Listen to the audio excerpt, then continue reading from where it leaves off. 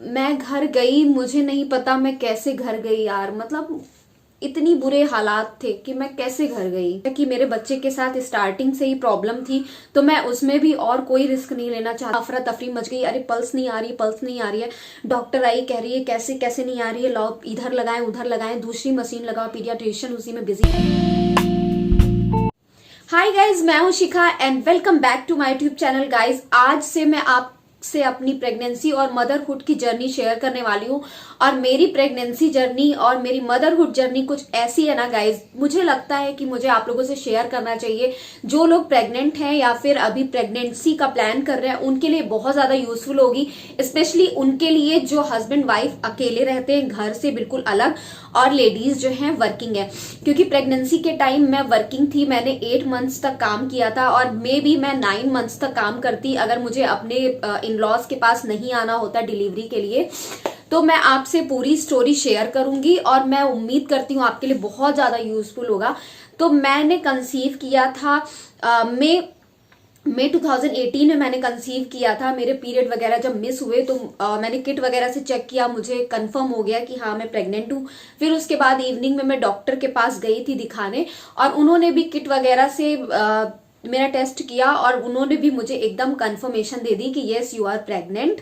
फिर उसके बाद उन्होंने मेरे से हिस्ट्री मेरी पूछी कि मैं कभी क्या प्रेग्नेंट हुई थी, क्या हुआ था, या फिर मेरा बेबी है। तो मैंने उनको बताया कि मेरा एक मिसकैरेज हो चुका है, और वो जो था वो मेरे फर्स्ट मंथ के अंदर ही हो गया था। बिकॉज मेरी मतलब मुझे इतना कुछ नॉलेज नहीं था, और मैं चूंकि हम दोनों अलग रहते थे इसलिए कोई हमें इतना बताने वाला भी नहीं था। उसकी लापरवाही की वजह से मेरा मिसकैरेज हो गया था।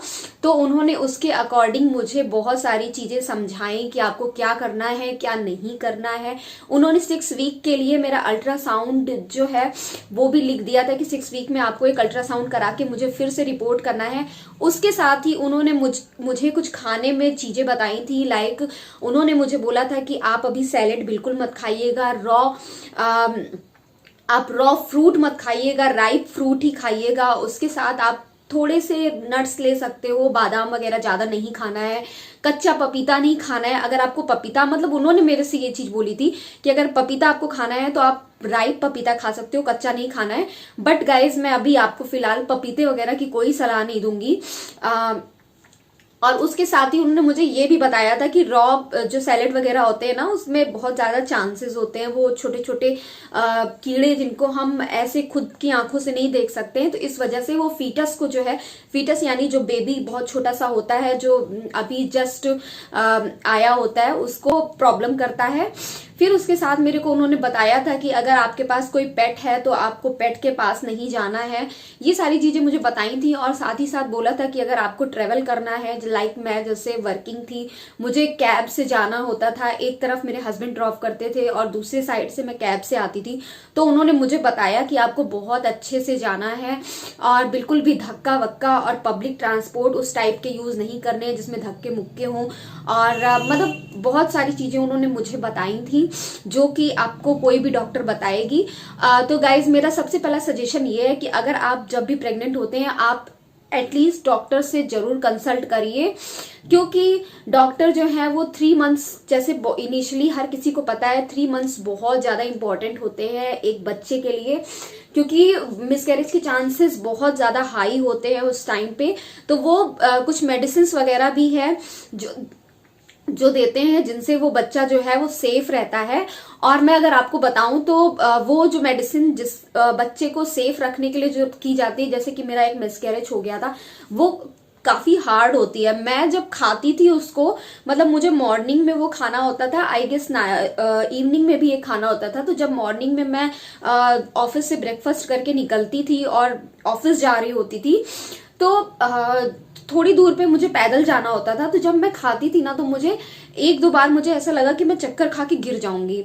तो मैंने डॉक्टर को ये चीज बताई कि मेरे साथ ये प्रॉब्लम आ रही है। तो उन्होंने भी एग्री किया कि हाँ हो सकता है आपके साथ प्रॉब्लम आ रही हो, इसके ड्रॉबैक्स है। फिर उन्होंने मुझे दवा दूसरी दी। तो अगर आपके साथ भी ऐसा कुछ लगता है तो आप बिल्कुल मत समझना कि ये आपके प्रेगनेंसी से रिलेटेड है कुछ। आप एक बार डॉक्टर से कंसल्ट करो, वो दवा भी चेंज करेंगी। और उसी के साथ उन्होंने मुझे आयरन की दवा दी थी, और उन्होंने मुझे एक गैस की दवा दी थी। नौजिया मेरे को बहुत होती थी, मतलब मुझे ऐसा फील होता था कि मेरा सर घूम रहा है, वॉमिटिंग लगती थी, बट मेरे कभी वॉमिटिंग नहीं हुई थी। मेरी पूरे 9 मंथ्स में मुझे सिर्फ एक बार वॉमिटिंग हुई, वो भी कब, जब मैं ऑफिस से आके मैंने अनार का जूस पी लिया था, उसकी वजह से। तो मैं आप लोगों से एक चीज और कहना चाहूंगी कि जूस वगैरह जो है आपको खाली पेट नहीं पीना चाहिए, उससे आपको नुकसान ही होगा। जूस पीने से मोस्टली क्या होता है कि गैस वगैरह भी बहुत बनती है। अगर आपको खाना है तो आप फ्रूट खाइए, जूस उतना ज्यादा इफेक्टिव नहीं है in comparison to fruits. 3 months बच्चे के लिए ही नहीं, एक मदर के लिए भी बहुत इंपॉर्टेंट होता है यार। 3 मंथ्स में जो टेस्ट होता है ना, मतलब वो इतना ज्यादा, मतलब बहुत ज्यादा क्रिटिकल कंडीशन हो जाती है एक लड़की की। मैं अगर अपनी बात करूं तो यार, मेरे सारे मतलब स्मेल से मुझे इतनी ज्यादा नफरत हो गई थी कि मैं आपको बता नहीं सकती। इतना स्मेल, मतलब मेरे को दुनिया में सबसे ज्यादा पसंद अगर कोई चीज है तो वो चाय है, खाने पीने में, और किसी चीज में नहीं। तो अगर मतलब मैंने 1.5-2 महीने, आप ये सोच लो कि मैंने चाय नहीं पिया। जब चाय बनती थी मुझे इतनी खराब उसकी स्मेल लगती थी, मैं बता नहीं सकती हूँ। कॉफी वगैरह भी मेरी पूरी छूट गई थी, और इवन जो चीजें मुझे पसंद थी वो चीजें मेरी छूट गई थी। जो चीजें नहीं पसंद थी वो लगता था कि हाँ चलो मैं ट्राई कर लूं। मेरा खाने पीने का हिसाब इतना ज्यादा गड़बड़ हो गया था कि मैं आपको बता नहीं सकती। और मुझे इतना ज्यादा फटीग, मैं इतनी ज्यादा थकी थकी महसूस करती थी। ऑफिस भी जाना होता था और घर के काम भी करने होते थे, तो मैं इतनी ज्यादा थकी महसूस होती थी कि मुझे खाने पीने का मन नहीं करता था। इवन रात को सुबह तो मैं बना के खाना चली जाती थी, मैं और हस्बैंड बना के चले जाते थे, बट रात में बिल्कुल मन नहीं करता था। तो मोस्टली टाइम हम लोग क्या करते थे कि हम लोग बाहर का खाना स्टार्ट किया। फिर मेरे हस्बैंड ने मुझे बोला कि बाहर के खाने से क्योंकि हाइजीनिक इतना नहीं होगा, उससे अच्छा है कि हम दाल चावल वगैरह या कुछ भी जो बहुत क्विक वाली चीजें हैं वो हम लोग खाएं। और उसी के साथ मैंने प्रोटीनिक्स वगैरह स्टार्ट कर दिया था कि मुझे प्रॉपर प्रोटीन वगैरह मिलती रहे, तो प्रोटीनिक्स मैंने स्टार्ट कर दिया था। तो ओवरऑल गाइज यही कि 3rd मंथ तक बहुत ही ज्यादा मतलब अजीब सा फील होता है, वीकनेस होती है। और ये कंडीशन जो होती है हर किसी के साथ होती है। जब मैं अपने घर में शेयर करती थी तो मम्मी वगैरह कहती थी कि ये चीज जो होती है ना वो हर किसी के साथ, मतलब मोस्टली लोगों के साथ होती है, और ये तुम्ही को झेलना है, कोई और नहीं झेल सकता है। इसलिए किसी भी तरीके से इसमें एडजस्ट कर लो। विद इन 3 मंथ्स डॉक्टर ने मुझे ब्लड टेस्ट, एड्स वाला टेस्ट और बहुत सारे टेस्ट जो हैं वो लिख दिए, डायबिटीज टेस्ट भी लिख दिया। मेरा पेट जो है मेरी मंथ्स के हिसाब से ज्यादा ही निकल रहा था, उसके लिए भी उन्होंने मुझे डायबिटीज टेस्ट लिख दिया। देखना था कि प्रेगनेंसी डायबिटीज तो नहीं है मुझे। टिटनेस वगैरह का इंजेक्शन लगता है, और भी उसके साथ काफी इंजेक्शंस लगते हैं। उसके बाद जब 3 मंथ्स, मतलब 3.5 या 4 महीने हो गए, फिर एकदम से मेरे को बहुत एनर्जेटिक मैं फील होने लगी, बहुत अच्छा लगने लगा मुझे। और मुझे ऐसा लगता था मैं क्या क्या कर लूं। मैं जितना ही 3 महीने में बहुत नीचे गिर गई थी, मैं उतना ही ऊपर उठ गई। मतलब बहुत स्ट्रेंथ आ गई थी मेरे अंदर, और मेरा बॉडी वगैरह जो है वो भी बहुत सही था। मेरा बेबी जो था वो भी बहुत अच्छे से ग्रो कर रहा था, उसका वेट वगैरह, और जितना वाटर एडिक्वेट होता है उतना था वाटर। तो बहुत अच्छी कंडीशन थी मेरी। और फ्रूट वगैरह मैं खाती थी। मैं ऑफिस जो है पोमोग्रेनेट के दाने लेके जाती थी, मेरे हस्बैंड मुझे पील करके देते थे। और एप्पल वगैरह मैं रख के लेके जाती थी, कुछ बहुत स्नैक्स वगैरह मैं लेके जाती थी। मतलब मैं हेल्दी ही चीजों पे खाना इतना बिलीव करती थी। बहुत ज्यादा बिस्किट, ये मैदा टाइप वाला नहीं खाती थी मैं। बिस्किट वगैरह जो है वो न्यूट्री चॉइस का यूज करती थी, जिससे क्या हो ना कि मैं मैदा ना खाऊं ज्यादा। ताकि क्या होता है कि डॉक्टर आपको बोलते हैं कि आपका वेट इस टाइम पे इतना ही होना चाहिए, क्योंकि बाद में वेट जो है मेंटेन करना बहुत मुश्किल हो जाता है। तो मैं उसी के पैरेलल चल रही थी। बट सडनली क्या हुआ कि कुछ ऐसे सरकमटेंसेस आ गए कि हम लोग बाहर वॉक पे नहीं जा पाते थे। उसकी वजह से मैंने थोड़ा वेट गेन करना स्टार्ट कर दिया। और दूसरी चीज ये कि मेरे चेहरे पे, मतलब जैसे बोलते हैं कभी कभी होता है कि बच्चा जब होने वाला होता है, मतलब प्रेग्नेंट होती है वुमेन, तो उसके चेहरे पे निखार आता है। बट मेरे साथ बहुत उल्टा था, मेरे चेहरे पे प्रेगनेंसी टैनिंग आ गई थी। मतलब मैं इतनी ज्यादा मेरा कलर डार्क हो गया था कि मैं आपको बता नहीं सकती। मेरा स्टमक वगैरह इतना ज्यादा डार्क हो गया था, और वो डार्कनेस जाने में आई थिंक मुझे 6-7 महीने लगे मेरे स्टमक और मेरे फेस को। तो मैं पूरी तरीके से फेस वाइज चेंज हो गई थी। और जो मैं वॉक पे नहीं जा पाती थी उसकी वजह से भी, और बहुत सारी चीजें थी, मतलब जिसकी वजह से मैं पूरा एकदम बहुत ज्यादा मैंने वेट गेन कर लिया था। और फिर उसके बाद 6 से 7 मंथ हमारा स्टार्ट होता है, जब स्वेलिंग वगैरह स्टार्ट होती है, आप सही से बैठ नहीं पाते हो। तो सेम मेरे साथ ये कंडीशन हुई। मैं जब ऑफिस में जाती थी, मतलब मेरे को लगा कि जो मेरा बैक है ना, मैं बैठ नहीं पा रही हूँ, पूरा बहुत दर्द होता रहता था, क्योंकि हमारी जो है पूरी सिटिंग जॉब थी। तो मैं बीच बीच में उठ के वॉक कर लिया करती थी। फिर उसके बाद मैंने जो है पिलो वगैरह जो है वो लिया, कुशन वगैरह, फिर एक मैं अपनी चेयर के पीछे लगाती थी और एक बैठने की जगह पे लगाती थी, ताकि मुझे कहीं से भी हार्ड ना लगे और मैं अच्छे से बैठ सकूं। फिर उसके बाद जैसे पैर में स्वेलिंग वगैरह हो जाती है अगर आप चेयर वगैरह पे बैठते हो, तो मैं उसके लिए मैंने क्या किया, एक फोल्डेबल स्टूल जो होता है मैंने वो खरीदा था अपने पैर के नीचे रखने के लिए, ताकि मैं बहुत आराम से बैठ सकूं। तो उससे ट्रस्ट मी गाइस बहुत रिलीफ हुआ। अगर आप वर्किंग हो तो आप ये चीज जरूर ट्राई करना। ये मुझे ऑफिस के लोगों ने ही बताया था कि आपको ये चीजें जो है वो करनी चाहिए। फिर उसके बाद गाइस अब आता है 6.5 से 7वां महीना, जिसमें हमें टेस्ट कराना होता है, और टेस्ट का नाम है टीफा। एक और टर्म है जो अभी मुझे याद नहीं आ रहा, मैं वो आपको मेंशन कर दूंगी। वो टेस्ट गाइस जो है, उस टेस्ट में क्या होता है कि अब जो डॉक्टर है वो पूरा बेबी का ग्रोथ देखते हैं, क्योंकि 6.5 से 7 महीने में बच्चा अच्छा खासा डेवलप हो चुका होता है, उसके सारे पार्ट्स वगैरह आ चुके होते हैं। तो उस टेस्ट में वो चीजें दिखाते हैं। तो उस दिन मुझे याद है कि मेरे हस्बैंड जो है उनको जाना था उनके ऑफिस से, मतलब टूर पे कहीं जाना था उनको, और मुझे ऑफिस से आके वो टेस्ट कराना था, और नेक्स्ट डे सैटरडे था, तो उस दिन मुझे डॉक्टर को रिपोर्ट करनी थी। तो मैं गई ऑफिस से, मैं गई टेस्ट कराने, और वो दिन मैं अपनी लाइफ में कभी नहीं भूल सकती गाइज, कभी नहीं भूल सकती। वो मेरे लिए बहुत ही इमोशनल डे था।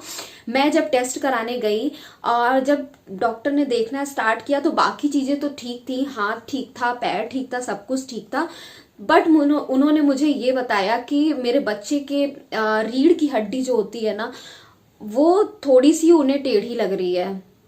इतना क्या कम था, उन्होंने मेरे को ये भी बताया कि बच्चे का जो सर है, जैसे 2 भागों में बटा होता है, एक लेफ्ट साइड एक राइट साइड, तो उसके राइट साइड या left, I think right ventricle, इसको वेंट्रिकल बोलते हैं। तो वेंट्रिकल मीन्स जैसे अखरोट के अंदर का होता है, आपने देखा होगा ब्रेन जब, तो वो थोड़ा सा अखरोट से मैच करता है वो चीज।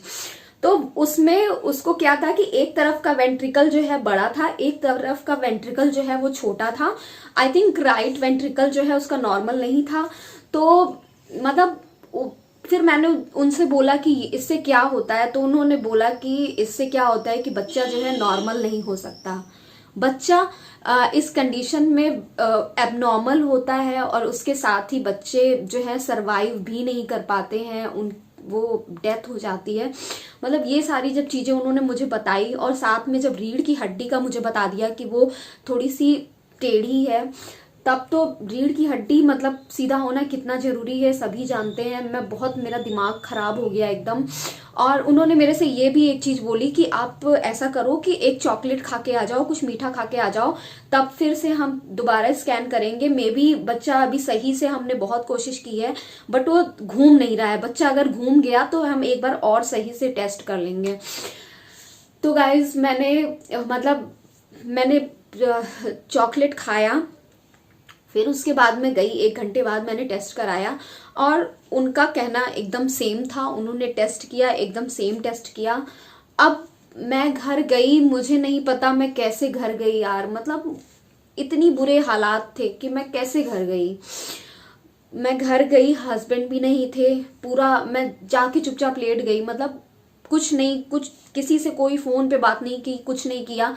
फिर जब हस्बैंड आए तो उनसे भी मैंने थोड़ा सा चिल्ला के बात कर दी। उनको लगा कि कुछ मूड खराब है, उनको लगा कि शायद वो घूमने गए हैं और मुझे अकेले जाना पड़ा इसलिए। तो फिर उसके बाद जब थोड़ी देर हुई, उसके बाद मैंने उनको बताया कि देखो ये रिपोर्ट आज मैं कराने गई थी, ये प्रॉब्लम आई है, अब हम क्या करेंगे समझ में नहीं आ रहा है। सारा गूगल पे जितना कुछ था मैंने सर्च कर डाला, और मेरा सिर्फ दिमाग खराब ही हुआ था और कुछ नहीं। फिर उसके बाद क्या हुआ कि नेक्स्ट डे जब हम लोग डॉक्टर के पास गए, तो डॉक्टर ने बोला, वो देखी, वो भी शॉक्ड हो गई। उसने बोला कि बहुत कम केसेस ऐसे होते हैं जो आपके साथ हुआ है, बहुत कम केस ऐसे होता है, और पता नहीं कैसे ऐसे हो गया, बच्चा तो सब कुछ बहुत अच्छे से है। फिर उन्होंने मुझे एक जगह पे मुझे बताया कि वहाँ पे जो है बहुत एडवांस लेवल का अल्ट्रासाउंड होता है, अगर मैं वहाँ पे चेक करा लूँ तो शायद पूरी पिक्चर क्लियर हो जाएगी। तो वहाँ पे हम गए और वहाँ पे कलर्ड अल्ट्रासाउंड होता है और उन्होंने बहुत अच्छे से देखा। तो उन्होंने बोला कि वेंट्रिकल में तो प्रॉब्लम है, बच्चे का एक तरफ का वेंट्रिकल प्रॉब्लम है और 60% केसेस में ऐसा होता है कि वो जो है कवर हो जाता है, मतलब बच्चा जब पैदा होता है तब तक ठीक हो जाता है, और 40% केसेस में होता है कि वो नहीं सही होता है। तो आप मे बी 60 में हो सकते हो, मे बी 40 में हो सकते हो। और रीढ़ की हड्डी वाली जो चीज बताई उन्होंने बोला वो एकदम नॉर्मल है। तो मैं थोड़ी सी खुश हुई कि चलो एटलीस्ट रीढ़ की हड्डी वाली कोई दिक्कत नहीं है। फिर जब डॉक्टर के पास हम गए तो उन्होंने बोला कि हाँ ये होता है कि 60% केसेस में सही हो जाता है, तो आप ऐसा करिए कि आप 1 महीने बाद फिर से कहीं पे फीटल एमआरआई करा लीजिए, उसमें आपका पूरा क्लियर हो जाएगा। तो 1 महीने बाद, अब चूंकि मुझे अपने यहाँ पे आना था 32 वीक्स से बाद में ही मैं आई यहाँ पे, दिवाली का टाइम पड़ रहा था, तो मुझे अपने इन लॉज के यहाँ आना था। और लखनऊ में एमआरआई के लिए करना, वो भी फीटल वाली एमआरआई के लिए ढूंढना बहुत मुश्किल था कि कहाँ मिलेगा, कैसे मिलेगा। बट लकीली हमें मिल गया, अदरवाइज हमें बेंगलोर फिर से जाना पड़ता। लकीली हमें मिल गया, हमने करा लिया और उसमें जो है सारी चीजें नॉर्मल निकली। थैंक्स टू गॉड कि सारी चीजें नॉर्मल निकली थी और उस दिन हम बहुत खुश हुए। और आई थिंक 18 नवंबर या कुछ समथिंग ऐसे ही डेट थी, 16 नवंबर कुछ ऐसे ही डेट थी। मैं आपको ये सारी जो चीजें हैं मैं आपको वीडियो में दिखाऊंगी। नेक्स्ट वीडियो में मैं आपको दिखा दूंगी कि पूरा विद डिटेल क्या क्या था उसमें। अब सब कुछ ठीक जाने लगा। मेरा एक पेपर था जिसकी मुझे 1 महीने के अंदर प्रिपरेशन करनी थी। जनवरी में ही पेपर था, वो जनवरी में मेरी ड्यू डेट थी। नॉर्मली बोला जाता है कि 9 मंथ्स में क्या होता है कि बेबी कभी भी आ सकता है। तो मैं ये भी डर रही थी कि मैं इतनी प्रिपरेशन कर रही हूँ, पता नहीं बेबी कहीं ऐसा ना हो पहले ही आ जाए और मेरी प्रिपरेशन बेकार हो जाए। तो मैं पढ़ने लगी और उस टाइम मुझे इतनी दिक्कत होती थी ना, मतलब बेली बटन के नीचे मुझे इतनी दिक्कत होती थी ना, मैं बैठ पाती थी ना मैं उठ पाती थी। और मतलब मैं लेटती थी, जब मैं करवट लेती थी ना एकदम कहार के लेटती थी। 15 मिनट मुझे सिर्फ टर्न होने में लग जाता था और आंखों से आंसू भी आ जाते थे, वो कंडीशन आ गई थी। मैं जमीन से उतरने में मुझे 10 मिनट लग जाते थे, बहुत ज्यादा क्रिटिकल कंडीशन हो गई थी। और ठंड का भी टाइम था। डॉक्टर ने मुझे बोला कि क्या एग्जाम देना आपका जरूरी है और आप अपनी हेल्थ मत खराब करो, बच्चे की हेल्थ मत खराब करो, एग्जाम दो। बट क्या हुआ कि एग्जाम देना मेरे लिए बहुत ज्यादा जरूरी था। तो मैंने सोचा चलो ठीक है, जितना कर पाऊंगी मैं उतना करूंगी और नहीं हो पाएगा तो कोई बात नहीं। तो मैंने पेपर की प्रिपरेशन वगैरह भी की। 6 जनवरी को मेरा पेपर था। 7th को मैंने अपना बेबी सिजेरियन से करवाया। अब सिजेरियन से मैंने क्यों करवाया, एक्चुअली मैंने इतने सारे केसेस देखे थे अपने सामने कि मेरा दिल जो है वो दहल गया कि मुझे नॉर्मल कराना नहीं है। हालांकि मेरे से डॉक्टर ने बोला था कि बच्चे का सर बड़ा है थोड़ा सा, अगर आप रिस्क लेना चाहो तो मैं नॉर्मल करा दूं, बट मुझे नहीं कराना था नॉर्मल। क्योंकि मैंने अपने ही घर में भाभी का अपने केस देखा था, मैंने अपनी ममेरी बहन कजिन सिस्टर का केस देखा है, 2 केस देखा है, मैंने अपनी फ्रेंड का केस देखा, नॉर्मल के चक्कर में बेबी नहीं रह गया। तो इतने लोगों का मैंने देखा कि नॉर्मल के चक्कर में बेबी नहीं रह गया। तो मैं ये जो दर्द है वो नहीं झेलना चाहती थी। और साथ ही साथ जैसा कि मेरे बच्चे के साथ स्टार्टिंग से ही प्रॉब्लम थी, तो मैं उसमें भी और कोई रिस्क नहीं लेना चाहती थी, बस इसलिए मैंने अपना सिजेरियन करवाया। और उसके बाद जैसे होता है वो एनेस्थीसिया वगैरह देते हैं। तो जब मैं लेबर रूम में गई, उन्होंने पहले तो सारा कुछ प्रिपेयर किया, मतलब कपड़े वगैरह पहनाए, वो टॉयलेट के लिए नली वगैरह डाली। और 1 दिन पहले से, मतलब सुबह से ही उन्होंने मुझे मना कर दिया था कि आपको कुछ भी नहीं खाना है, पेट पूरा क्लीन होना चाहिए। बिकॉज पॉटी वगैरह जैसे स्टिचेस वगैरह लगे होते हैं तो पॉटी वगैरह करने में दिक्कत होती है, वो ना हो, पॉटी ना लगे, इसके लिए वो लोग बोलते हैं कि आपको कुछ भी खाना पीना नहीं है। तो मैंने कुछ भी खाया पिया नहीं था, बट मैं ये सोच रही थी कि मेरा टाइम जो था वो शाम का था, तो मैंने सोचा मेरे बच्चे को तो भूख लग जाएगी, तो मैंने उसके लिए 1 ग्लास जूस पी लिया था, जिसकी वजह से मुझे डॉक्टर से बहुत ज्यादा डांट पड़ी। तो डायबिटीज टेस्ट हुए, बाकी सारे बहुत सारे टेस्ट हुए और उसके साथ ही उन्होंने बहुत सारे इंजेक्शन दिए। फिर लेबर रूम में जब मैं गई तो वहां पे क्या हुआ था मेरे साथ कि उन्होंने मेरे पीठ में 2 एनेस्थीसिया दी थी। मतलब मेरे शरीर को ऐसे पूरा वो कर रहे थे, बच्चा बिल्कुल दब रहा था, मेरे को ऐसा लग रहा था कि कहीं मेरा बच्चा ना दब जाए, उसकी वजह से मैं अपना शरीर ऐसे दबा नहीं रही थी। तो उसने डॉक्टर ने जबरदस्ती दबा दिया कि अरे ऐसे इंजेक्शन नहीं लगता है, मतलब उन्होंने डांटना शुरू कर दिया। फिर उसके बाद टाइम आ गया, मतलब डॉक्टर आ गई, उस वहां पे पीडियाट्रिशियन भी थे और डॉक्टर आ गई, उन्होंने स्टार्ट किया और साथ ही साथ उन लोगों ने मेरे से बात करना भी शुरू किया। और मैं साथ में बहुत डर रही थी कि पता नहीं मेरे साथ क्या होगा, मतलब मेरा बेबी बहुत डर रही थी मैं। और होश में तो मैं पूरी थी और साथ ही साथ मैं रो भी रही थी। वो मुझसे काफी बात कर रहे थे, आप कहाँ के हो, क्या करते हो, अच्छा ये अच्छा वो। फिर जब बेबी हो गया तो उन्होंने मुझे बताया बेबी हो गया। मैंने बोला कि बेबी गर्ल हुई या बॉय, तो बोल रहे कि बाद वाला बाद वाला। मुझे समझ में नहीं आया क्या बाद वाला, तो उन्होंने बोला बेबी बॉय। ओके, फिर उन्होंने मुझे मतलब कांटेक्ट कराया मेरे बेबी से। फिर उसके बाद क्या हुआ कि कांटेक्ट कराने के बाद वो बच्चे का सब कुछ करने लगे, चेक करने लगे। अब बच्चे की जब वो उंगलियों में लगाते हैं मशीन, अब उसकी पल्स नहीं आ रही है। अब मेरे को एक और हेडेक, मतलब वहां अफरा तफरी मच गई, अरे पल्स नहीं आ रही, पल्स नहीं आ रही है। डॉक्टर आई, कह रही है कैसे कैसे नहीं आ रही है, लो इधर लगाएं उधर लगाएं, दूसरी मशीन लगाओ, पीडियाट्रिशियन उसी में बिजी है। मतलब वो भी एक हार्ट अटैक टाइप का था कि अरे पल्स नहीं आ रही है, भगवान अब क्या होगा अब क्या होगा। मैं मतलब बहुत डर गई थी उस टाइम भी। फिर उसके बाद बच्चे को अलग मुझे आईसीयू में लेके गए और मुझे शाम से बहुत ज़्यादा ठंडी महसूस हो रही थी, बहुत ज़्यादा मुझे ठंड लग रही थी।